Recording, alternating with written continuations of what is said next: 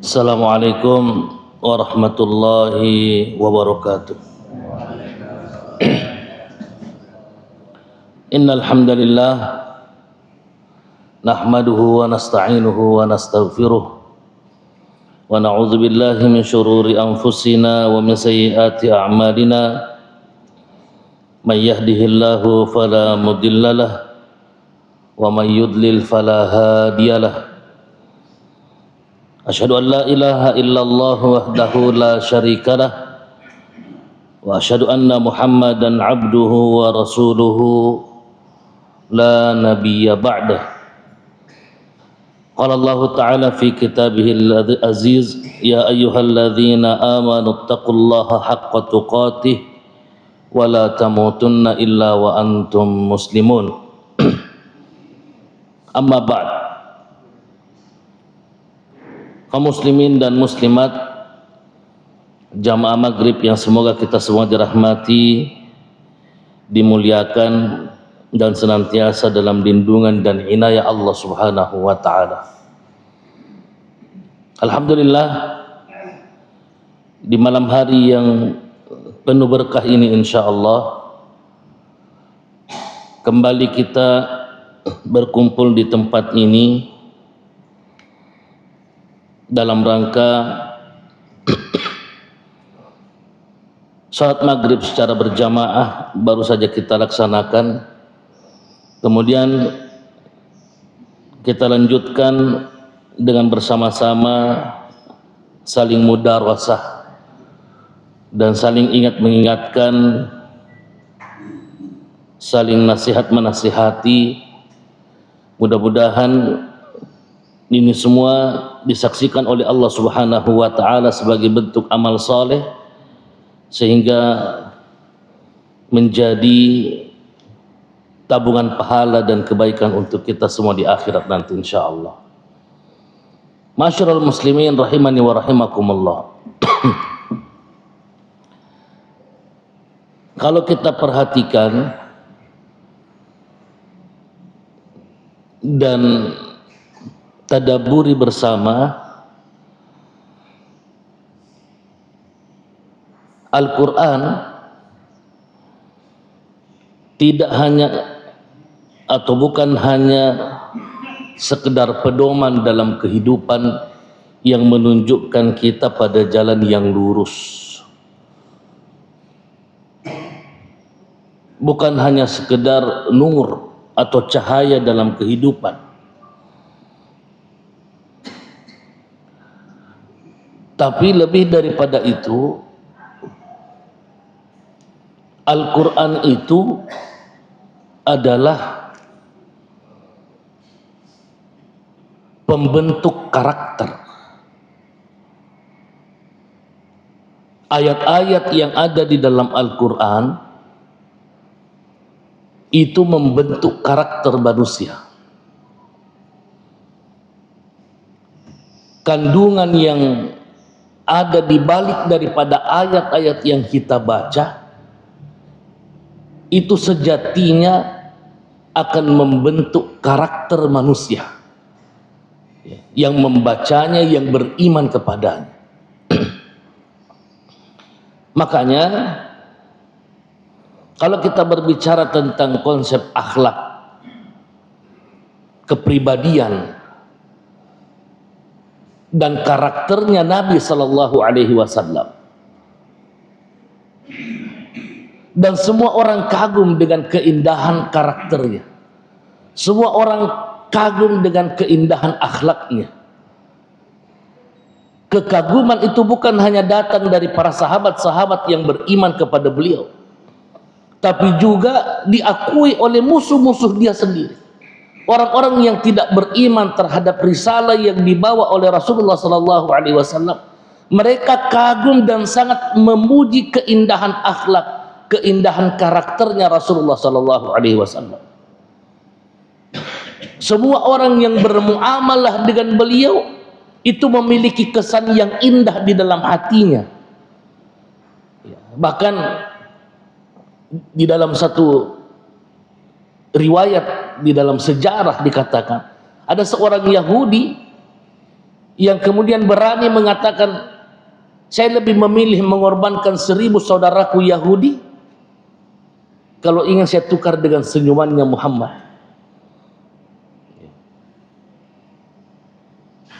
Keindahan akhlak dan kemuliaan karakter yang dimiliki oleh Nabi Shallallahu Alaihi Wasallam itu pernah ditanyakan oleh salah seorang sahabat kepada Aisyah radhiyallahu anha, Ummul Mukminin. Wahai Ummul Mukminin, bagaimana akhlaknya Nabi Shallallahu Alaihi Wasallam? Apa jawaban daripada Aisyah radhiyallahu anha? Kana khuluquhul Quran. Akhlaknya Nabi itu Al-Quran. Kalau ingin melihat bagaimana keindahan akhlak daripada Rasulullah Sallallahu Alaihi Wasallam, lihatlah Al-Quran, pelajarilah Al-Quran. Kalau kita ingin melihat secara utuh bagaimana kesempurnaan daripada akhlak, karakter dan kepribadian Nabi Sallallahu Alaihi Wasallam, Al-Quran. Karena jamaah yang dimuliakan Allah Subhanahu Wa Taala, Rasulullah bukan hanya sekedar membacakan ayat yang disampaikan oleh Allah Subhanahu Wa Taala, bukan hanya sekedar menghafalkan ayat-ayat di dalam Al-Quran, tapi mempraktekkan, bukan hanya sekedar mentadaburi, mempraktekkan apa yang ada di dalam Al-Quran itu dalam kehidupan nyata sehari-harinya, mempraktekkan apa yang difahami, apa yang ditadaburi dari isi-isi dan kandungan Al-Quran dalam kehidupan dan amaliyahnya sehari-hari. Sehingga tidak salah kalau kemudian Aisyah mengatakan kana khuluquhul Quran. Akhlaknya Nabi Sallallahu Alaihi Wasallam itu adalah Al-Quran. Kita lihat contoh misalnya, bagaimana ayat-ayat di dalam Al-Quran itu dikatakan sebagai ayat-ayat pencetak karakter. Satu contoh misalnya, salah satu akhlak mulia, salah satu karakter yang merupakan bentuk karakter seorang yang berakhlak mulia, itu adalah orang-orang yang amanah. Ini contoh, satu contoh misalnya. Amanah ini merupakan satu daripada sifat orang-orang yang beriman. Orang yang amanah, orang yang jujur adalah orang yang beriman, orang yang memiliki akhlak dan kepribadian yang baik. Tidak bisa kita pungkiri bahwasanya amanah ini sangat langka. Orang yang memiliki sifat jujur, sifat amanah, ini adalah orang yang sangat langka. Padahal jujur, amanah itu adalah syarat untuk mewujudkan kejayaan di masa depan. Jadi kalau ada orang atau pemimpin-pemimpin itu tidak amanah, maka apa yang dipimpinnya itu jauh daripada kejayaan. Ketika pemimpin-pemimpin itu tidak jujur, maka kejayaan daripada apa yang dipimpinnya itu jauh. Karena tidak amanah berarti khianat, tidak jujur berarti di situ ada kecurangan. Tapi kita lihat bagaimana Allah Subhanahu wa Ta'ala kemudian di dalam ayat-ayatnya ini mencoba untuk mengajarkan kepada kita bagaimana membentuk karakter amanah di dalam pribadi-pribadi orang-orang yang beriman. Satu pesan Allah Subhanahu wa Ta'ala di dalam Al-Quran, Allah Subhanahu wa Ta'ala berfirman, innallaha ya'murukum an tu'addul amanati ila ahliha wa idza hakamtum bainan nasi an tahkumu bil 'adl. Ini satu contoh bagaimana penekanan ayat-ayat Allah Subhanahu wa taala terhadap pembentukan karakter amanah itu.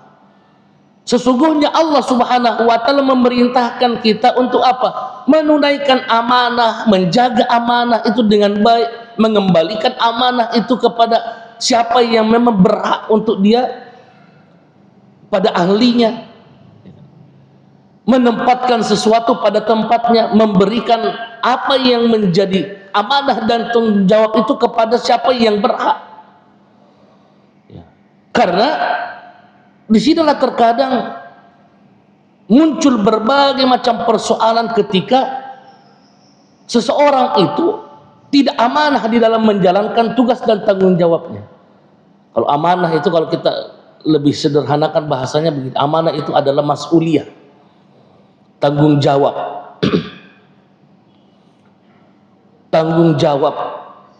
Ketika kita bisa melaksanakan tanggung jawab itu dengan baik, berarti kita menjalankan amanah itu dengan baik. Kita diamanahkan Allah Subhanahu wa taala misalnya sebagai seorang ayah. Kita diamanahkan Allah Subhanahu wa taala dengan memiliki anak-anak. Ini tanggung jawab, ini mas'uliyah. Maka wajib bagi kita untuk menjalankan peran sebagai seorang ayah itu dengan baik dan benar. Karena peran kita sebagai seorang ayah ketika dianugerahkan Allah anak, itu akan diminta pertanggungjawaban oleh Allah Subhanahu wa taala. Mau didik dia itu anakmu dengan benar. Kita diamanahkan Allah Subhanahu wa taala memiliki seorang istri. Maka bagaimana tanggung jawab kita sebagai seorang suami terhadap istri yang kita miliki? Itu pun akan kita diminta pertanggungjawaban oleh Allah Subhanahu wa taala. Sebagai seorang istri, kita diamanahkan Allah Subhanahu wa taala memiliki seorang suami. Apakah betul kita ini menjalankan peran sebagai seorang istri dengan baik dan benar, atau malah justru kita termasuk seorang istri yang khianat terhadap suaminya? Dan banyak lagi mas'uliyah, tanggung jawab, rasa tanggung jawab yang harus kita perhatikan dengan baik dan betul di dalam kehidupan kita. Karena kalau kita tidak menjalankan tanggung jawab ini, berarti kita sepelekan amanah itu.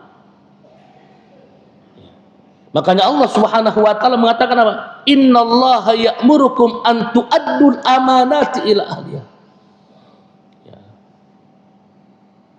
Dan Allah Subhanahu wa taala di ayat lain mengatakan apa? Inna 'aradnal amanat 'alas samawati wal ardi wal jibal. Kami tawarkan itu, amanah itu kepada langit, bumi, gunung. Mau tidak kamu terima ini amanah dari Allah Subhanahu wa taala? Mau tidak kau terima ini tanggung jawab dari Allah Subhanahu wa taala dalam kehidupan ini? Langit, mau tidak kau terima amanah ini? Gunung, mau tidak kau terima amanah ini? Mereka semua mengatakan apa? Kami enggak sanggup ya Allah. Kami khawatir kalau kami ini nanti menyepelekan amanah itu. Kami khawatir kami tidak sanggup menjalankan amanah itu dengan baik dan benar. Kami khawatir termasuk orang-orang yang khianat. Bahaya kalau kita khianat. Kata Allah Subhanahu wa taala, fahamalahal insan. Manusia yang mengatakan sini. Kalau ada yang lain sini lagi. Padahal amanah diri kita sendiri pun yang diberikan Allah Subhanahu wa taala kepada kita ini, bagaimana kita pertanggungjawabkannya di hadapan Allah Subhanahu wa taala? Kita dikaruniakan Allah amanah dalam diri kita sendiri, amanah tangan, amanah telinga, amanah mata, amanah hati, yang semuanya ini terkadang kita khianat ketika kita tidak sanggup menjalankan tugas dan fungsinya masing-masing sebagai anggota tubuh yang nanti di hadapan Allah Subhanahu wa taala Allah mengatakan, hari ini kami kunci mulutnya, Kami kunci mulutnya. Mulutnya tidak bisa berbicara. Yang berbicara nanti itu apa? Wa tukallimuna aydihim. Tangan-tangan ini nanti akan berbicara di hadapan Allah. Ya Allah, dulu saya begini, saya begini, saya begini. Wa tashhadu arjuluhum. Kaki pun kemudian bersaksi di hadapan Allah. Bersaksi di hadapan Allah. Saya dulu jalan ke tempat maksiat. Saya dulu jalan ke sini. Saya dulu jalan ke sini. Saya dulu jalan ke tempat-tempat yang tidak kau ridhoi ya Allah. Waliyadzubillah. Ini amanah. Belum lagi dengan amanah-amanah tambahan yang lain yang sengaja kita cari, yang kita terima kemudian kita khianati. Ya. Ini problem. Makanya Al-Quran itu ketika kita baca, kemudian kita tadabburi, dan kemudian kita amalkan dalam kehidupan keseharian kita, kita akan membentuk karakter. Kita tadabburi ayat-ayat Allah Subhanahu wa taala bahwa ternyata ini ada amanah yang harus kita laksanakan dengan baik. Kita harus memiliki karakter amin. Seperti halnya karakter para sahabat-sahabat Nabi Sallallahu Alaihi Wasallam, yang mereka semua itu adalah manusia-manusia yang dididik oleh Nabi Sallallahu Alaihi Wasallam dengan didikan Al-Quran, sehingga lahirlah para sahabat-sahabat yang mereka itu adalah sahabat-sahabat yang amin, yang luar biasa bisa dipercaya, jauh daripada sifat khianat, jauh daripada sifat khianat, jauh daripada sifat kemunafikan, karena mereka menyadari khianat itu bukan sifatnya orang beriman. Khianat terhadap mas'uliyah yang diberikan Allah, khianat terhadap mas'uliyah yang sama-sama disepakati oleh antara manusia, yang memenuhi atau yang mencerminkan dalam kehidupan keseharian bagaimana sifat amin dan sifat adilnya dalam kehidupan sehari-hari. Ya. Sungguh gambaran yang luar biasa ketika kita melihat bagaimana sahabat-sahabat Nabi Sallallahu Alaihi Wasallam disifati. Ibnu Mas'ud mengatakan, "Man kana minkum muta'assiyan falyata'assa bi ashabir Rasul sallallahu alaihi wasallam." Man kana minkum muta'assiyan, siapa di antara kalian itu yang ingin mencari teladan dalam kehidupan, maka teladanilah para sahabat-sahabat Nabi sallallahu alaihi wasallam. Fa innahum kanu abarra hadhil ummati quluba, karena sesungguhnya mereka itu adalah orang-orang yang paling baik hatinya di muka bumi ini. Kalau kalian ingin mencari teladan dalam kehidupan, maka carilah teladan dari sahabat-sahabat Nabi Sallallahu Alaihi Wasallam. Pelajari karakternya, pelajari akhlaknya, karena sesungguhnya mereka itu adalah orang yang paling baik hatinya di muka bumi ini. Satu contoh misalnya, ketika datang utusan daripada Bani Najran dari Yaman, ketika datang kepada sahabat Nabi kepada Rasulullah Sallallahu Alaihi Wasallam, orang-orang Yaman dari Bani Najran, kemudian mereka semua itu beriman kepada Rasulullah Sallallahu Alaihi Wasallam, beriman kepada Allah Subhanahu Wa Taala. Mereka semua menyatakan keislamannya di hadapan Nabi.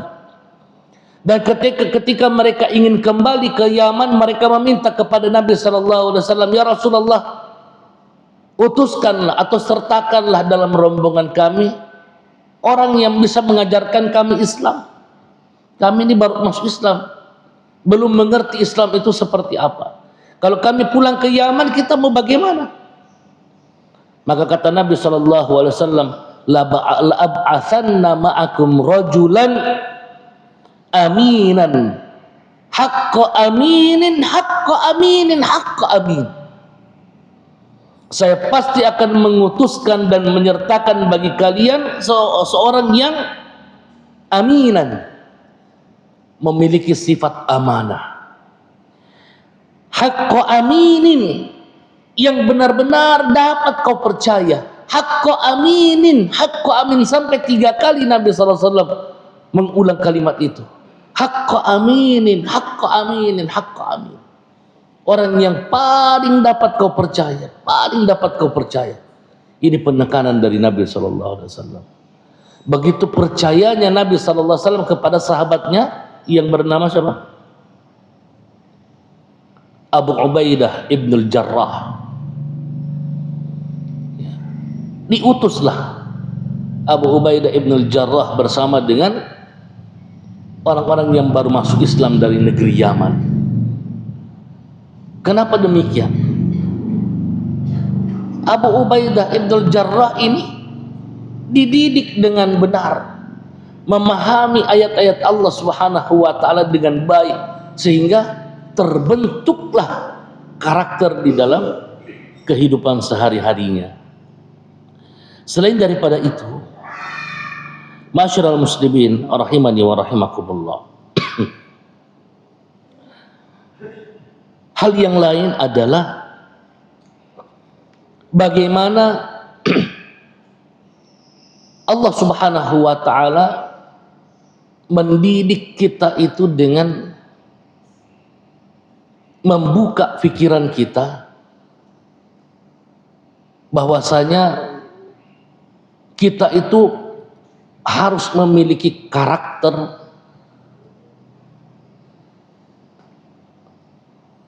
yang mana karakter itu sangat menjaga diri daripada dosa. Ketika melihat kemaksiatan itu tidak gampang tergoda, ya, atau karakter yang jauh daripada memperturutkan hawa nafsu, menghadirkan di dalam diri bahwasanya jiwa kita itu pada dasarnya menarik kita pada perbuatan buruk, tapi kita tidak tertarik. Seakan kita ini membentuk di dalam hati benteng yang kokoh, ya, benteng yang kokoh, bahwasanya maksiat itu akan mengarahkan kita pada murka Allah. Maksiat itu akan mengarahkan kita pada neraka Allah Subhanahu wa taala. Sehingga saya berusaha untuk menjadikan hati ini terus berada pada fitrah. Bagaimana hati ini betul-betul salim, qalbun salim, bukan hati yang ikut pada hawa nafsu, nafsu yang ammarah bisu. Tapi saya ingin hati saya ini adalah hati yang memiliki jiwa yang nafsul mutmainnah, jiwa yang tenang, bukan nafsul ammarah bisu, bukan jiwa, bukan nafsu yang mengarahkan pada perbuatan jelek, pada dosa, pada kemungkaran. Di sini berperang di dalam batin kita itu. Di dalam hati kita ini terjadi perang batin antara iman dan hawa nafsu. Ketika kita mampu memenangkan iman, hati kita kemudian yang iman kemudian yang mendominasi dalam hati, maka lahirlah qalbun salim, lahirlah jiwa yang dikatakan nafsul mutmainnah, selalu nyaman dengan kebaikan, selalu nyaman dengan kebenaran, dan tidak nyaman dengan dosa. Nafsul mutmainnah nyaman dengan orang-orang saleh. Nafsul mutmainnah cinta pada kebaikan, cinta pada kebenaran, semangat di dalam beramal saleh, semangat dalam ketaatan. Tapi nafsul ammarah bisu lebih nyaman dengan dosa, lebih asyik dengan ahli mungkarat, lebih nyaman dengan perbuatan yang tidak memiliki makna, tidak ada nilainya. Akrab ketika berkaitan dengan orang-orang yang suka cinta dengan syahwat, nyaman dengan cerita-cerita yang tabu, nyaman dengan cerita-cerita yang membangkitkan gairah, membangkitkan syahwat. Ya, ini bahaya. Makanya diingatkan kita oleh Allah Subhanahu wa taala, innan nafsa la'ammaratun bisu. Diingatkan kita oleh Allah, yauma la yanfa'u malun wala banun illa man atallaha biqalbin salim. Hari kiamat adalah hari di mana tidak ada lagi manfaatnya dunia, tidak ada lagi manfaatnya harta, tidak ada lagi manfaatnya anak keturunan, kecuali mereka yang datang kepada Allah Subhanahu wa taala dengan membawa qalbun salim, hati yang sesuai dengan fitrah. Ya. Waspadai diri daripada dosa. Itu diingatkan selalu oleh Allah Subhanahu wa taala. Sehingga dari ayat-ayat ini kemudian lahirlah pribadi-pribadi yang sangat menjaga dirinya daripada dosa. Pribadi-pribadi yang mawas diri setiap kali melangkah, yang dipertimbangkan adalah manfaat dan madaratnya. Setiap kali melangkah yang dipikirkan dosa atau tidak, mendatangkan pahala atau tidak. Sehingga yang dia pikirkan adalah orientasinya orientasi akhirat. Pertimbangannya adalah pertimbangan manfaat dan madarat. Bukan hanya sekedar memuaskan keinginan, memuaskan syahwat, memuaskan hawa nafsu, tidak. Karena dia imannya sudah menang. Ya. Imannya sudah menang. Yang menjadi kontrol dalam kehidupannya adalah iman kepada Allah Subhanahu wa taala. Bukan hawa nafsu. Dia sadari bahwa ini rugi. Berkawan dengan orang-orang yang lalai hatinya rugi. Pikirannya tidak berpaling kepada orang-orang yang diberikan kekayaan oleh Allah Subhanahu wa taala, kemudian dia lalai, tidak tertarik. Wala tuti' man aghfalna qalbahu an dzikrina wattaba'a hawa. Ayat itu yang kemudian terpatri di dalam hatinya, bahwa Allah mengatakan tidak usah kau taati orang-orang yang memang dilalaikan hatinya daripada mengingat Allah Subhanahu wa taala. Apalagi orang-orang yang memang jelas-jelas mengikuti keinginan hawa nafsunya, itu sudah bukan kawan kita. Kita berkawan dengan orang-orang yang senantiasa menasihatkan kita pada jalan yang benar, bersabar bersama orang-orang saleh, bersabar dengan orang-orang yang selalu pikirannya berorientasi pada akhirat, bersabar dengan orang-orang yang menasihatkan kita pada kebenaran. Kita sadari kita memang ini dibekali oleh Allah Subhanahu wa taala dengan hawa nafsu, karena memang kita bukan malaikat. Tapi kita juga harus sadar kita juga bukan setan. Ketertarikan misalnya pada hal-hal yang sifatnya duniawi itu wajar. Allah Subhanahu wa taala mengatakan apa? Zuyyina linnas hubbus syahawati minan nisa'i wal banin wal qanatiril muqantara dan seterusnya. Itu memang dihiasi bagi manusia. Ada kecenderungan untuk cinta terhadap perempuan, suka pada perempuan, suka pada harta, suka pada anak, suka pada benda-benda yang kemudian dibanggakan oleh orang. Itu adalah hal yang manusiawi, memang dijadikan indah itu di dalam pandangan manusia, sehingga orang itu cenderung ingin seperti ini itu wajar. Tapi bukan kemudian ayat ini menjadi alasan kita untuk jadi budak perempuan, jadi budak syahwat. Bukan kemudian ayat ini menjadi alasan bagi kita untuk menumpuk-numpuk harta karena memang ada ayatnya. Tidak.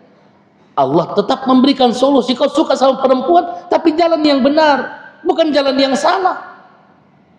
Kau suka perempuan, lamar dia baik-baik, kemudian menikah dia dengan cara yang ma'ruf. Bukan kemudian dengan memuaskan keinginan syahwatmu dengan pacaran, dengan berhubungan di luar nikah. Itu salah, cara yang salah. Allah tetap memberikan solusi, silahkan. Suka dengan kekayaan, silakan, tidak salah. Bahkan sebahagian besar daripada sahabat-sahabat Nabi SAW yang 10 sahabat Nabi yang dijaminkan surga, sebagian besar mereka itu adalah orang-orang yang kaya, para bangsawan, para hartawan, para pedagang-pedagang ulung. Tapi mereka mendapatkan harta itu bukan dengan cara khianat, bukan dengan cara yang tidak amanah. Mereka mendapatkan harta itu dengan berkah, dengan berusaha, dengan berdagang, dengan keluar negeri, menjual dan membeli. Ya. Itu berkah. Ya. Sehingga para jamaah yang dimuliakan Allah Subhanahu wa Ta'ala, itu kita lihat bagaimana karakter-karakter para sahabat-sahabat Nabi sallallahu alaihi wasallam. Jamaatul muslimin rahimani wa rahimakumullah. Kemudian kita lihat lagi ayat-ayat yang lain. Bagaimana sahabat-sahabat Nabi sallallahu alaihi wasallam terbentuk karakter yang luar biasa dalam kehidupan mereka. Sahabat-sahabat Nabi sallallahu alaihi wasallam adalah orang-orang yang sabarnya itu adalah sabar yang luar biasa. Karakter sabar yang luar biasa. Kesabaran yang mungkin susah lagi untuk kemudian kita dapatkan. Karena kesabaran itu, mereka menyadari kesabaran itu adalah inti daripada keimanan. Tidak ada iman jika tidak ada kesabaran di dalamnya. Sederhananya seperti itu. Tidak ada iman ketika tidak ada kesabaran di dalamnya. Sehingga digambarkan oleh sahabat Nabi SAW Ali radhiyallahu anhu dalam salah satu asarnya, dikatakan as-sabru minal iman. Karakter sabar itu, kata Ali radhiyallahu anhu, as-sabru minal iman. Kesabaran itu bagian daripada keimanan. Bimanzilatir ra'si minal jasad. Kalau kita posisikan keimanan itu seperti tubuh yang terdiri dari beberapa bentuk sifat, sabar itu seperti kepalanya, tubuh itu memiliki peran yang sangat penting sekali.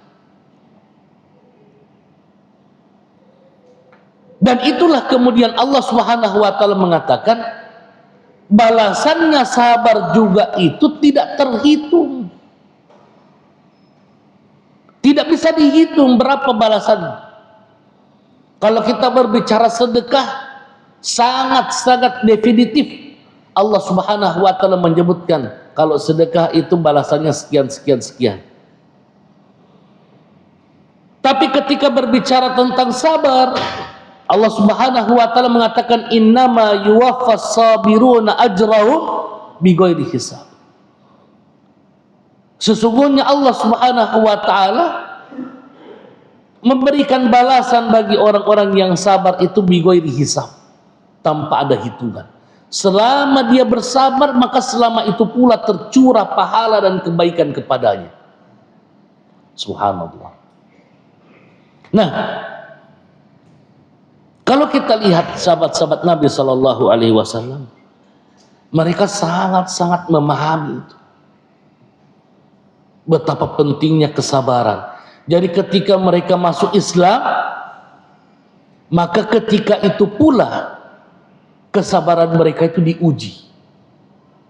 Satu contoh misalnya, sahabat yang membuat Nabi Sallallahu Alaihi Wasallam itu menangis adalah sahabat Mus'ab bin Umair.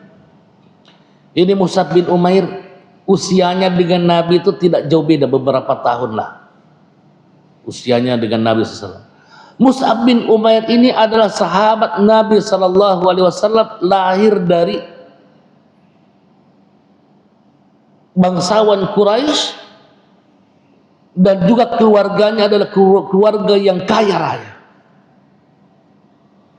Tidak pernah pakai baju kecuali baju itu adalah baju pesanan khusus. Kainnya kain khusus yang mahal,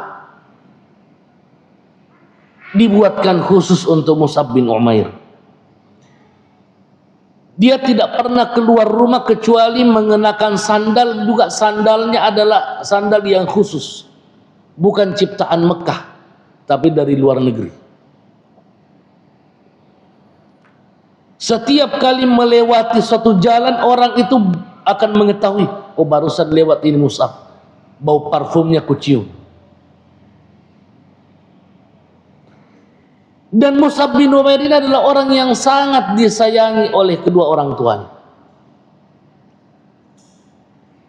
Sehingga Nabi SAW mengatakan, tidak pernah kak lihat orang yang pakai kain baju seperti kain yang bagusnya seperti bajunya Mus'ab bin Umair.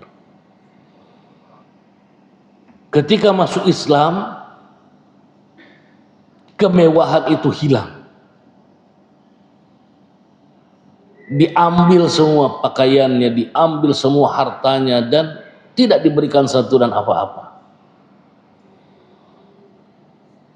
Ketika terjadi perang Uhud,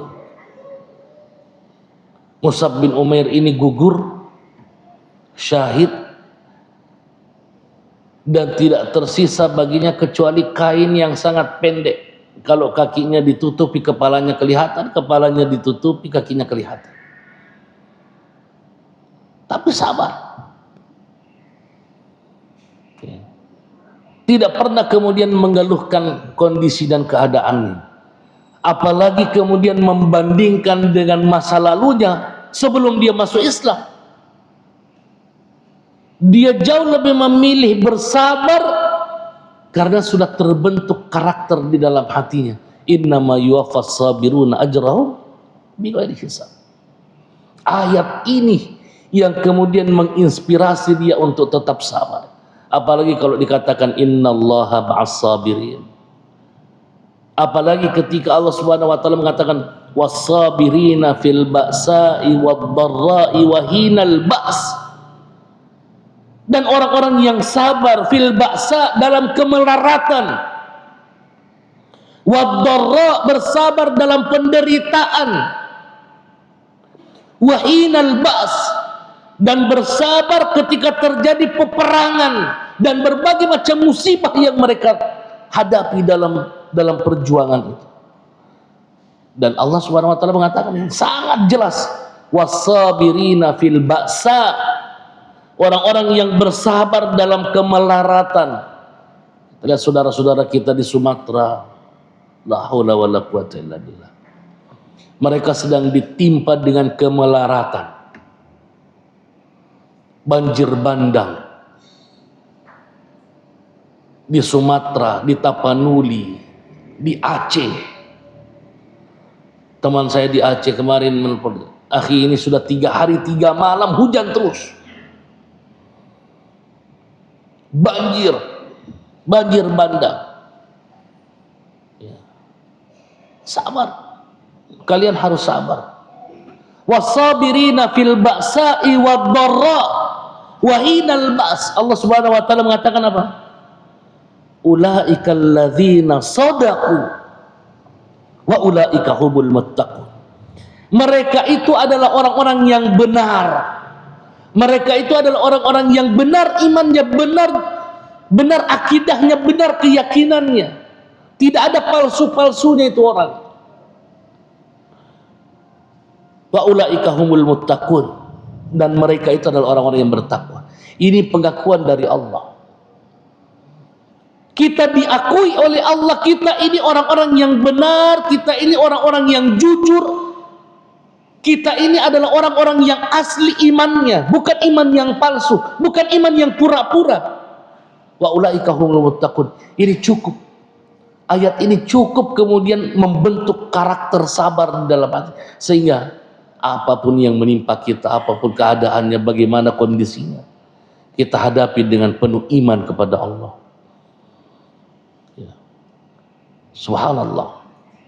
Itu sahabat yang lain, misalnya contoh Abu Ubaidah ibn al-Jarrah. Saya tidak habis pikir ketika satu ayat turun berkaitan dengan seorang sahabat. Ada satu ayat turun berkaitan dengan dia. Ayat itu bukan mencela dia, tapi memuji apa yang dilakukan oleh orang. Abu Ubaidah ibn al-Jarrah, waktu perang Badar, apa yang dilakukan? Waktu perang Badar, dia berhadapan dengan bapaknya. Saya mukmin, dia kafir.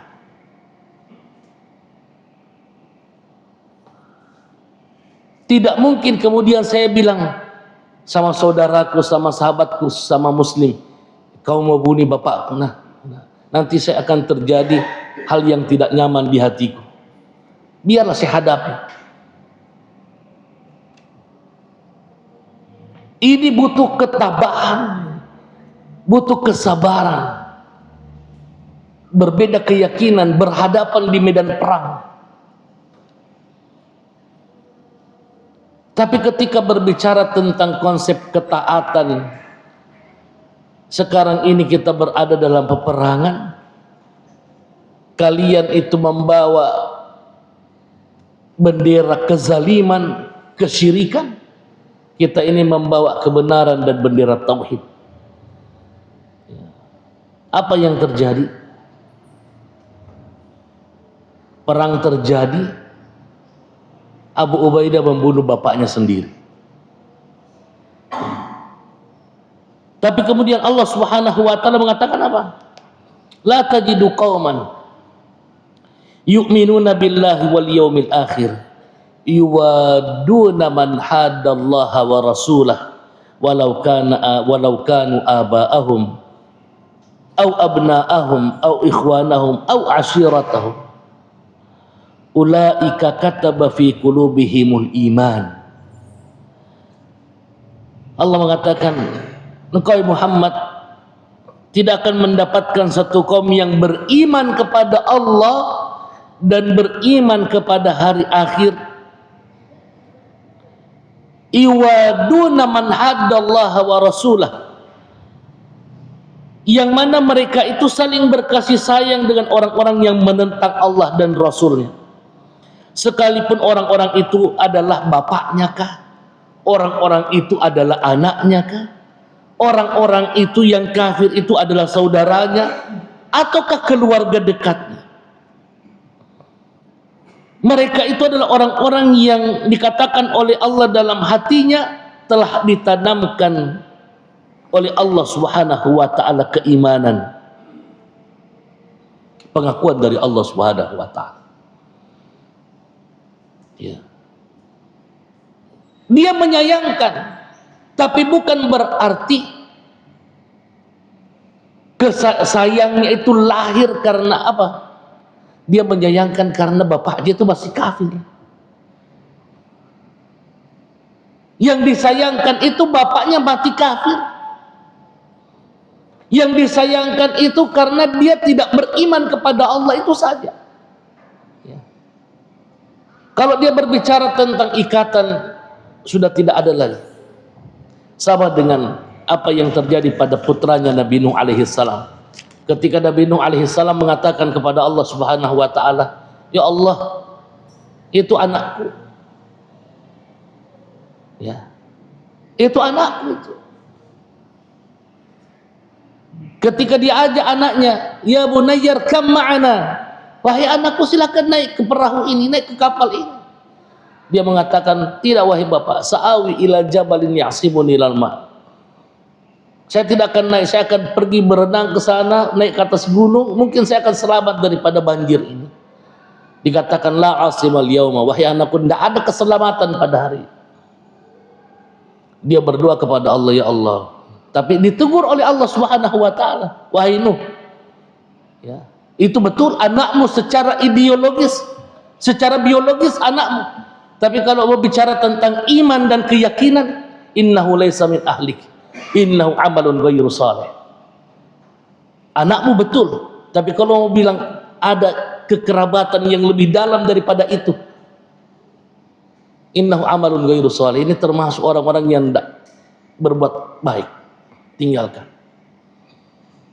Yang betul-betul itu keluargamu dunia akhirat, kalian yang satu prinsip, satu akidah dan satu keyakinan di bawah Al-Quran dan Sunnah Rasulullah Sallallahu Alaihi Wasallam. Inilah Bapak Ibu sekalian yang dimuliakan Allah Subhanahu Wa Taala, perenungan kita pada malam ini. Mudah-mudahan Allah Subhanahu Wa Taala memberkati kita semua. Adanallahu wa iyyakum ajma'in. Assalamualaikum warahmatullahi wabarakatuh.